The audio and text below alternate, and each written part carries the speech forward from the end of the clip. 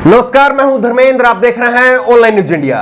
आज आपसे एक गुजारिश ये है कि अगर आप इस वीडियो को शेयर नहीं कर सकते हैं, लोगों तक सच नहीं पहुंचा सकते हैं, तो प्लीज आप इस वीडियो को आगे मत देखिए, क्योंकि आज आपको दिखाने वाले हैं एक ऐसा सच जिसको देख करके आपको यह अंदाजा होगा कि पानी सर के कितने ऊपर जा चुका है। और अभी भी कुछ लोग हैं जो कि गूंगे बहरे बने हुए हैं, इसलिए उनको बेनकाब करना जरूरी है। इसलिए आपसे गुजारिश है कि इस वीडियो को ज्यादा से ज्यादा शेयर करें ताकि लोगों तक सच पहुंचे। एक बेहद मार्मिक वीडियो, एक ऐसी वीडियो जो हो सकता है कि आपको विचलित कर दे, लेकिन दिखानी जरूरी है क्योंकि सच दिखाना जरूरी है। हमारे एक सीनियर पत्रकार हैं अजय झा। जितने सीनियर हैं उतने ही सज्जन हैं। ये तस्वीर आप देख रहे हैं, ये तस्वीर है अजय झा की। कितना तेज है इनके चेहरे पर, कितना हंसता खेलता अजय झा का परिवार था, लेकिन आज अजय झा का परिवार किन मुसीबतों में फंसा हुआ है। ये कहानी अजय झा की खुद आप सुनेंगे, आप बीती उनके सुनेंगे, आपके रोंगटे खड़े हो जाएंगे। अजय झा का पूरा परिवार कोरोना पॉजिटिव है। वो खुद कोरोना पॉजिटिव है, उनकी पत्नी कोरोना पॉजिटिव है, उनकी 2 बेटियां वो भी कोरोना पॉजिटिव है। 5 साल की और 9 साल की 2 उनकी बेटी है। लेकिन इससे भी दुखद बात यह है कि अजय झा के सास और ससुर वो उनके साथ में ही रहते थे और 10 दिनों के अंदर दोनों की डेथ हो गई और उनको कोई लेने तक नहीं आया। कितनी दर्दनाक कहानी है ये। लेकिन कहानी नहीं, ये आप बीती है एक पत्रकार की, उस पत्रकार की जो कि दिल्ली का पत्रकार है, एक सीनियर पत्रकार है। अजय झा की पहले आप बीती सुनिए, उसके बाद में आगे बात करेंगे। मेरा नाम अजय झा है, मैं एक पत्रकार हूँ। मेरे घर में सभी लोग पॉजिटिव हैं। मेरी बीवी, मेरी 2 छोटी बेटी। पिछले 10 दिनों में 2 लोगों की मौत हो चुकी है। मेरे घर में मेरी वाइफ के पिता पहले उनकी मौत हो गई और अब 1 दिन पहले 2 दिन पहले मेरी मदर इन लॉ की भी डेथ हो गई इसी घर में।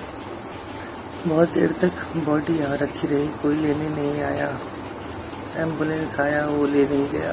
आपस में सब एक दूसरे के ऊपर जिम्मेदारी डाल रहे हैं।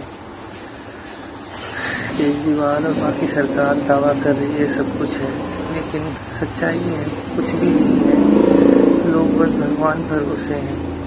बहुत तकलीफ में हूँ मैं और मेरा परिवार। बस यही है कि लोग मदद करें, किसी तरह से संकट से बाहर निकालें। मेरे 2 छोटे बच्चे हैं, 2 बिटिया है मेरी, एक 9 साल की, एक 5 साल की, और 2 लोगों की मौत हो चुकी है। वाइफ पूरी तरह से टूट चुकी है। बहुत हिम्मत कर रहा हूँ, लेकिन पता नहीं क्या होगा। मदद चाहिए, इलाज चाहिए। यही उम्मीद है कि लोग सुनेंगे, आगे आएंगे, मदद करेंगे। धन्यवाद।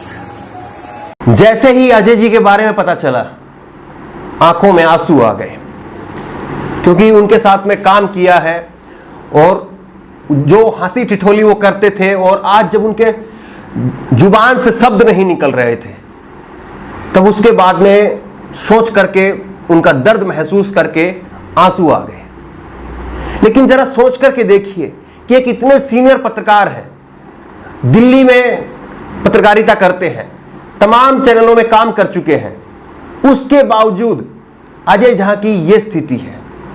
तो सोच करके देखिए, जो पत्रकार या जो इंसान दूर दराज के इलाकों में है, उनकी क्या हालत होगी। ये तमाम दावे खोखले हैं जो सरकार कर रही है, चाहे वो केंद्र की सरकार हो, चाहे वो राज्य की सरकार हो।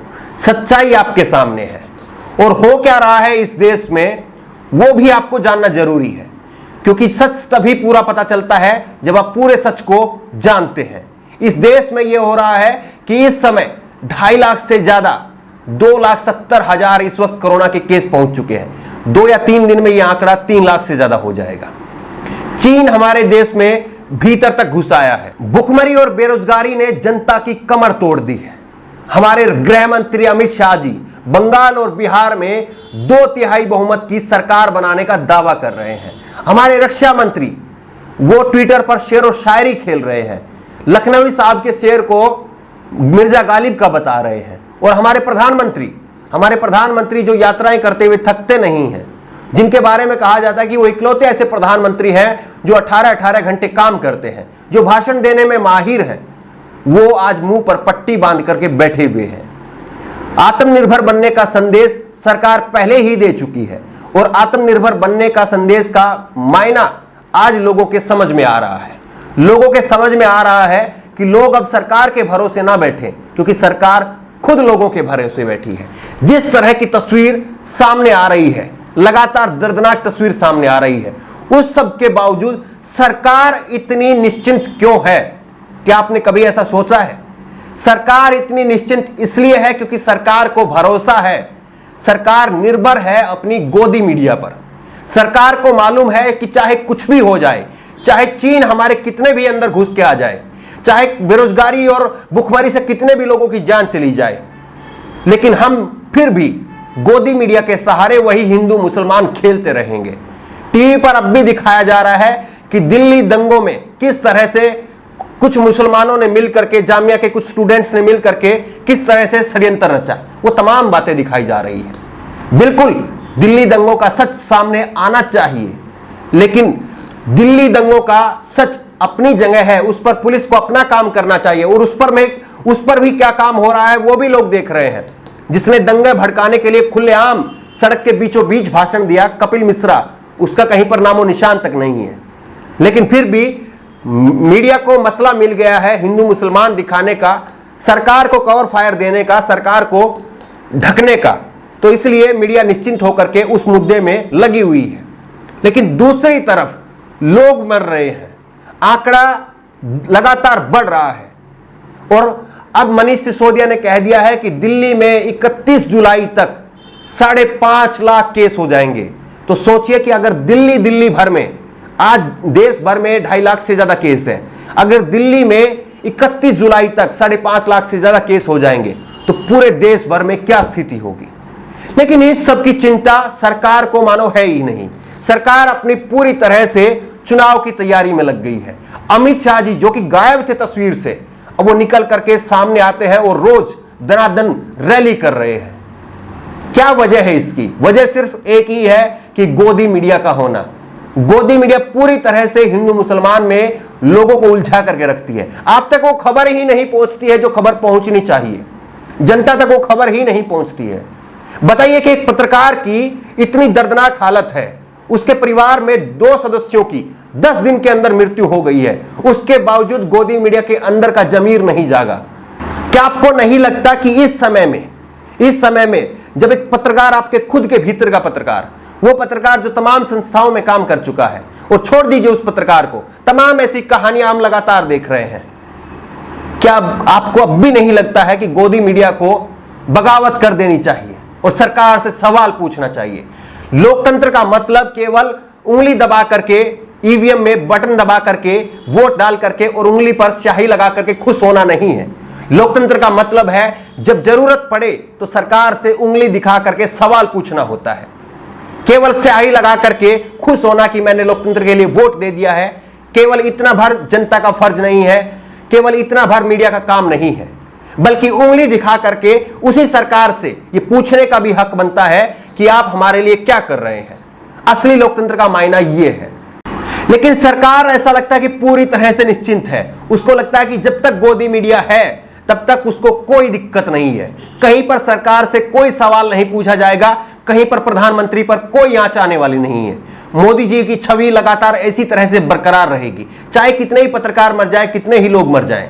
लेकिन ये गलतफहमी है मीडिया की भी और सरकार की भी, क्योंकि लोगों का सब्र टूट रहा है और ऐसा ना हो कि कहीं लोगों का गुस्सा फूट पड़े और लोगों के अंदर से इस कोरोना महामारी का डर और सरकार का डर भी खत्म हो जाए। इसलिए जरूरी है कि चाहे आज सरकार हो, चाहे विपक्ष हो, चाहे मीडिया हो, सब मिलकर के एक साथ लोगों को राहत देने का काम करें, क्योंकि लोगों को मदद की दरकार है। सोचिए कि दिल्ली में एक पत्रकार के साथ में इस तरह से हो रहा है और किसी को कोई खबर नहीं है, उसकी कोई सुध लेने वाला नहीं है, तो दूर दराज के इलाकों में क्या स्थिति होगी यह अपने आप में बखान करने के लिए काफी है। इसलिए हर कोई एकजुट हो, चाहे सरकार हो, मीडिया हो, विपक्ष हो, कोई भी हो, इस महामारी के समय में सब अपने अपने एजेंडे और सब अपनी अपनी विचारधाराएं पीछे छोड़ करके एक प्लेटफॉर्म पे आकर के लोगों को मदद करने का काम करें, क्योंकि अगर ये नहीं होगा तो यकीन मानिए कि भारत बहुत बड़ी मुसीबत में फंसने वाला है। और वो दिन दूर नहीं है जब विश्व में पहले नंबर पर कोरोना के केस में भारत होगा। उस समय आपका हिंदू मुसलमान का एजेंडा काम नहीं आएगा, ये टीवी स्टूडियो बंद हो जाएंगे, क्योंकि अगर इसी तरह से कोरोना की रफ्तार रही तो देश में कोई नहीं बचेगा। इसी तरह से अगर कोरोना डबल होता गया, अभी 10 दिन में रेट है, 10 दिन में कोरोना के जो आंकड़े हैं वो डबल हो रहे हैं 10 से 14 दिन में, लेकिन अगर इसी तरह से रफ्तार बढ़ती रही और सरकार अपनी चुनावी रैलियों में लगी रही, मीडिया अपने गोदी मीडिया अपने हिंदू मुसलमान के एजेंडे में लगा रहा, तो ये और कम होता चला जाएगा और दुगने होने केस जो है वो और तेज हो जाएंगे, कोई नहीं बचेगा। इसलिए अभी भी जरूरत है कि सरकार हो विपक्ष हो, हर कोई एकजुट होकर के लोगों को राहत देने का काम करे। अगर आपको लगता है कि इस तरह का सच जनता तक पहुंचना जरूरी है तो इस खबर को, इस वीडियो को ज्यादा से ज्यादा शेयर करें। आपकी राय नीचे कमेंट बॉक्स में लिख करके हमें जरूर बताएं और इसी तरह की तमाम खबरों के लिए ऑनलाइन न्यूज़ इंडिया को सब्सक्राइब करें। धन्यवाद।